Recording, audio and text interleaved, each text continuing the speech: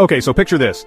Me and my friend, let's call her Sarah, we decided to play the Whisper Challenge in a super public park on a sunny Saturday. The rules are easy, you know? One person wears noise-canceling headphones, like really loud music is blasting. The other person whispers a phrase. Then the headphone person has to guess what they said.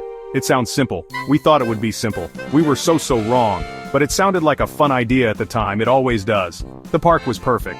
Or so we thought. It was so sunny, birds were chirping, dogs were barking, kids were running around screaming with joy, or maybe just screaming.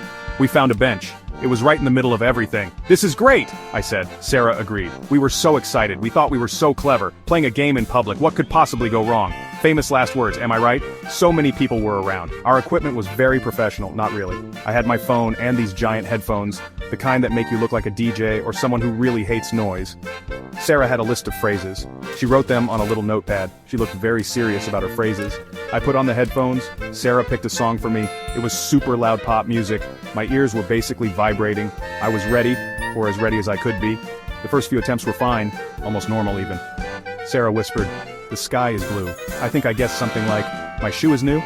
Close enough, right? We both laughed. It wasn't too embarrassing yet. Then she whispered, "Let's eat pizza." I shouted, "Pets meet Santa?" Okay, maybe a little off, but it was still in the easy phase. We were giggling. People were just walking by, no one was staring. Yet. This was the calm before the storm. The quiet before the very loud, very wrong guesses. Then things started to get weird, like really weird, really fast. Sarah whispered, "My favorite color is purple." The music was thumping in my ears. All I saw was her mouth moving. It looked like she was saying, "My angry brother has hurdles." "What?" I shouted my guess. Sarah snorted with laughter. She almost fell off the bench. I had no idea what she actually said, but her face was so red. That's when I knew. This was not going to be easy. Then it was my turn to whisper, "Oh, this was going to be fun." I picked a classic phrase from our list. "Where are my car keys?" Ben, Sarah's brother who joined us, put on the headphones. He looked so confident. I whispered my phrase. Very clearly, I thought. He stared at me, his eyes went wide. Then he yelled, "Elephants wear bikinis?" The entire park, I am pretty sure, heard that. A few heads turned. Oh boy, this was escalating. The guesses became more and more wild. It was like our brains just gave up. Sarah whispered, "Happy birthday to you." I saw her lips. I was so sure. I yelled, "Harry Birds sing the blues, how? How does that happen?" My brain was clearly on vacation, or maybe the loud Taylor Swift was rewriting my neural pathways. I was laughing so hard I started to cry. Sarah was gasping for air. It was pure chaos. Beautiful, hilarious chaos. We were supposed to be whispering our phrases and guessing quietly, but that was impossible. When you think someone just said, "My unicorn eats spaghetti," you don't whisper your guess, you shout it, because it's so unbelievable. The original phrase was something boring, like, "My uniform needs cleaning." Who cares about cleaning? Unicorns eating spaghetti is way more interesting. People were definitely noticing us now.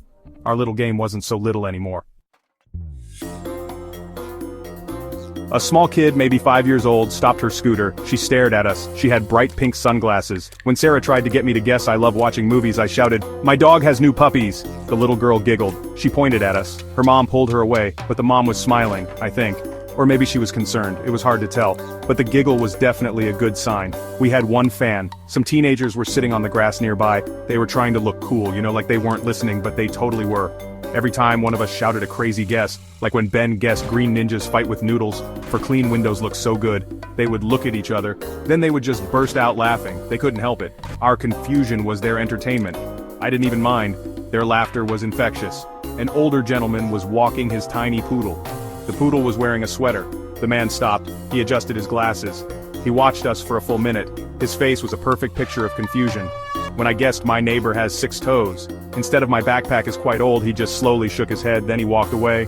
The poodle looked back at us. I think the poodle understood us more than the man did. Some things are just beyond explanation, so yeah, we definitely had an audience. Some people smiled, some people looked very, very confused. A few people even took out their phones. Maybe they were filming us. For TikTok? Oh god, I hope not. One lady actually clapped. She clapped when Sarah finally guessed sunshine and rainbows correctly. After I had guessed, sometimes it snows and my son has a big nose.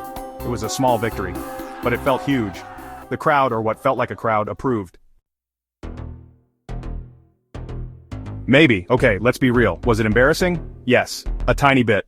Okay, a medium bit. When you are in a public park, and you are screaming, "My hamster flies a rocket," and the actual phrase was, "My sister likes to pocket things." Yeah, that's pretty embarrassing. You can feel people staring.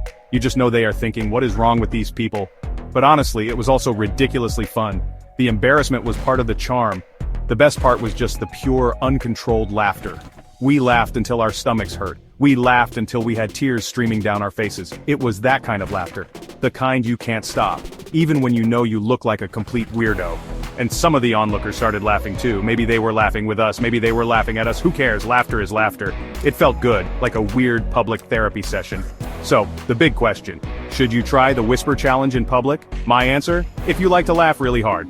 And if you are not afraid of looking a little bit silly, or a lot silly, then yes, 100% yes, you should totally do it. Just make sure you have good headphones and a friend who is equally willing to be ridiculous. Find a nice busy park, and let the chaos begin. It's an adventure, but also maybe not. If you are super shy, or if you really hate people looking at you, then maybe this isn't for you. You could just watch videos of other people doing it, from the safety of your own couch. That's fine too, no judgment here, but you will miss out on the sheer joy. The joy of accidentally yelling about pickled onions dancing to a crowd of strangers. It's a unique experience. We had an absolute blast. A loud, silly, unforgettable blast.